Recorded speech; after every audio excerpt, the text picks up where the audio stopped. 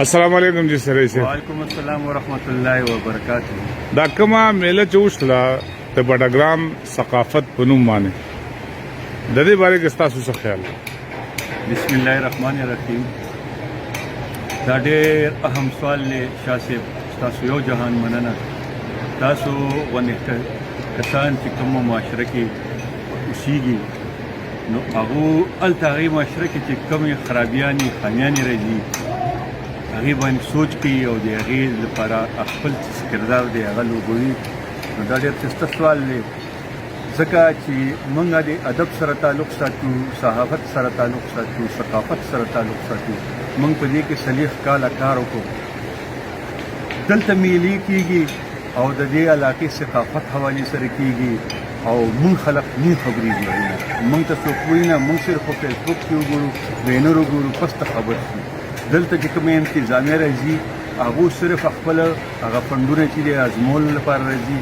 او هغو دې سره کار نشتی چې د دې علاقې اصل پہچان څه دی، د دې علاقې کلچر څه دی، د دې کلتور څه دی، د دې ثقافت څه دی، د دې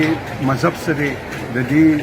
روایت څه دي، دې سره کار نشتی. خو هغو هغه پیسې ازمولو لپاره چې څه طریقې سره څوک ګډېږي، که څوک څه کوي، که څوک څه کوي. اول خو دا خبره کومه چې ځوانو جینکو او یو پښتون کلچر کې او یو اسلامي کلچر کې د ځوانو جینکو په سټیج باندې د یو باش بدذاته خلقو منځ کې ګډول کوم توپ لري، کوم اسلام دی، دا کوم ثقافت دی، دا کوم مذهب دا خبره کوي. زموږ پښتون کلچر اجازه نه راکوي. د هغې نه پس ته دې علاقې چې کوم شاعران پیدا کړي دي نو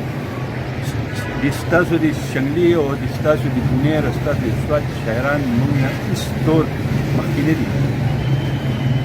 زرین غوندې پریشان غوندې یو شاعر دلته پیدا شوی دی، دلته د کفایت الله حیران غوندې یو شاعر شته، دلته د ګلفام صابر غوندې یو شاعر شته، دلته د خاطر شمالي غوندې یو شاعر شته، دلته دغسې نور هم ډېر ښه ښه ټاپ شاعران دي. زه به ډېر لوی فهرست دی، زه به چا نومونه دا منیر بنیري د هغو دغې ته هم نشي رسېدی. دا عالمان دي، په ادب پوه دي، دو دې زموږ په اباسین پښتو اکیډمۍ کې تربیت کړی دی. دو ته موږ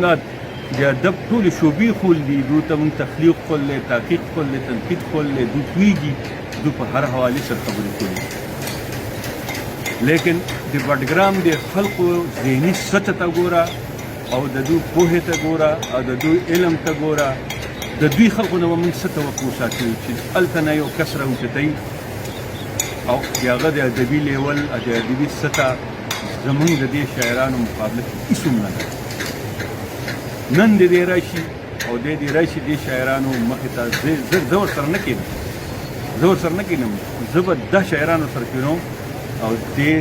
زه به طرحه ورکوم، ټاپک به ورکوم، دې دې لیکي او زما د شاعران به لیکي. پته ولګي چې شاعران څه دي. اگر تاسو خبرې مطلب دا دی چې تاسو مقابله وکولی نشي، سوال نه پیدا کېږي چې ان شاء الله تعالی نشي کولی. دا د فیسبوکي شاعران چې کوم راوتي دي دا زموږ د ادبي شاعرانو، زموږ ادبي شاعران رحمت شاه ساحل دی، زموږ ادبي شاعران ډاکټر اسرار دی، زموږ ادبي شاعران اباسین یوسفزی دی، زموږ اقبال شاکر دی، زموږ انیب خیس دی، زموږ فضل محمود روخان دی. د دوی مقابله کې دا څه شی دی؟ دا څه دي؟ زموږ دلته کوم شاعران دي، ګلفام صابر دی، دې وخت موجود دی، کفایت الله حیران دی، دې پله خاطر شمالي دی. زه به ورسره نه کښېنم. ما سره چې کوم صنف کې کوي راځي دی میدان ته، نظم کې کوي، نثر کې کوي، میدان ته راځي. شاعري خو دې ته وایي، فن خو دې ته وایي، هنر خو دې ته وایي، علم خو دې ته وایي، پوهه خو دې ته وایي. لیکن بډګرام خلک دی چې هغه کس دی هغلته نه راغلی یو غزل یې لیکلی سپینې مه وایه ځوان کوي، خلک ورپسې تراټې تللی او ځي او ګاډو باندې حملې وایي. لعنت شه په دې قوم باندې، په دې خلکو باندې، دې پوهې باندې، دې کلچر باندې. دا زموږ دا ټیک ټاک دا میله نه وه، دا زموږ کلچر زموږ بدنامولو لپاره، زموږ اسلامي هغه تعجب ختمولو لپاره یو سازش و. زیاتې خبرې نه کوو. دې خبره دا وکړئ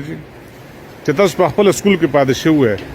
2 ورځې د سکول چوټي د لپاره صحیح وه؟ بالکل نه وه صحیح، بالکل. دې لپاره میلې لپاره سکول نه و پکار، دا تعلیمي اداره نه وه پکار. 2 ورځې د سکول تباه شو، برباد شو. دې لپاره جدا یو ځای مخکې ما ظریف الماني صاحب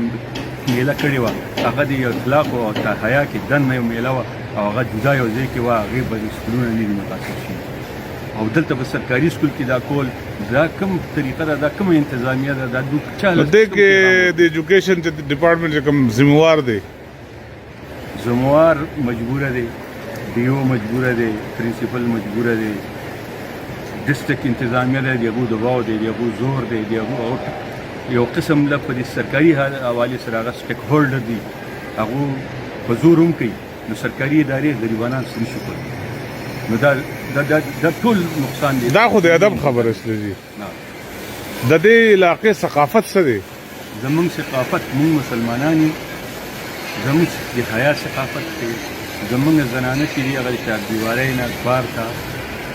نه راوځي که راوځي مجبورۍ نه راوځي خو هغه خپل کارونو پسې راوځي او غریبي ده صفیا کې تکلیف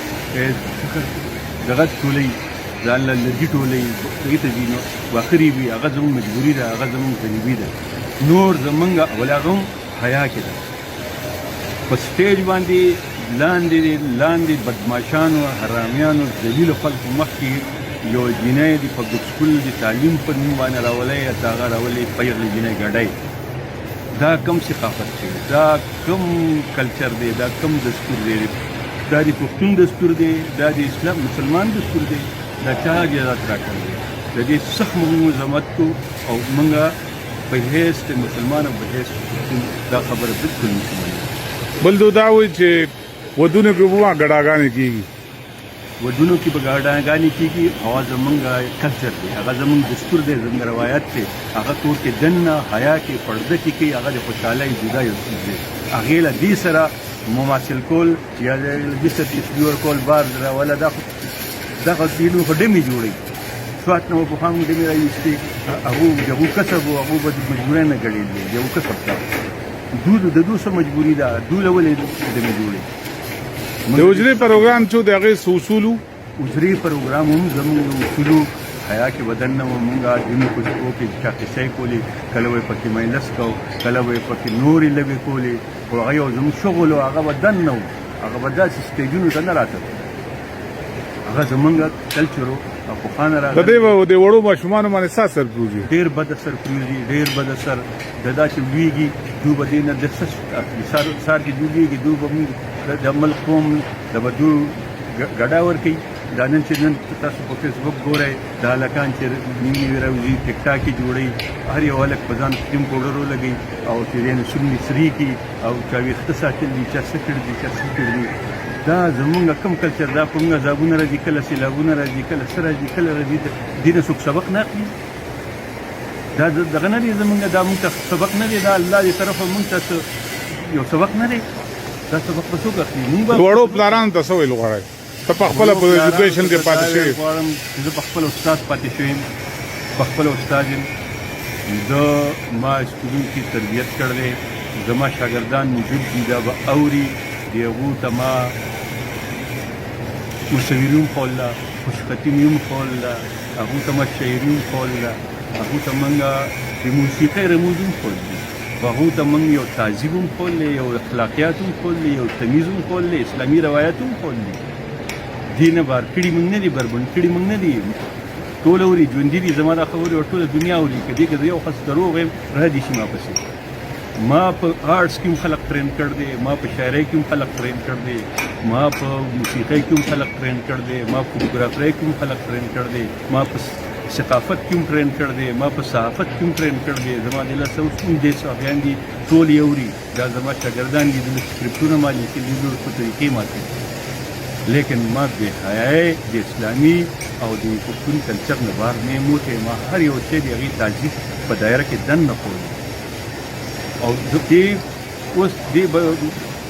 لکه دا پلاران چې دي دوی پبلک سکولونو ته دغې لپاره جاج کړي دي چې دوی به ښه ډېرې نمبرې واخلي او مخکې میډیکل کالج ته انجینیرنګ ته اګریکلچر ته به لاړ شي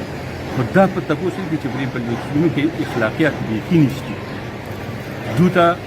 بزم ادب په نوم باندې ټیک ته په سکول کې دننه کوي هغه یو ټیک خبره ده ولې دغه د سکول نه راویستل او جنکۍ راویستل هلکان راویستل هغو له شونډې پرې کول هغو نه میک اپ کول او بیا په سټیج د حرامي خلکو مخکې ګډول د دې دا ډېر غلط کار دی د دې سخته لاره اورېدو کې دا دی چې مانسري او افسر په نیمه کې پاسې د غلط چې دا ثقافت بند دی کو بندې کړ هغه کې به غیرت و هغه کې به حیا و هغه به مسلمان و هغه به دغه پیژنده ثقافت پیژنده او چې دا ورته کوم ناست و دا چې ګډېدله تاړی ولي د دې خلکو نه به څه توقع تاسو ساتئ سهار به د دې قوم لپاره دا خلک دا به معماران جوړېږي یا به دا قوم چې بو سنبالوي لعنت شه په داسې خلکو باندې چې څوک دا ضلالت کوي لعنت شه لعنت دی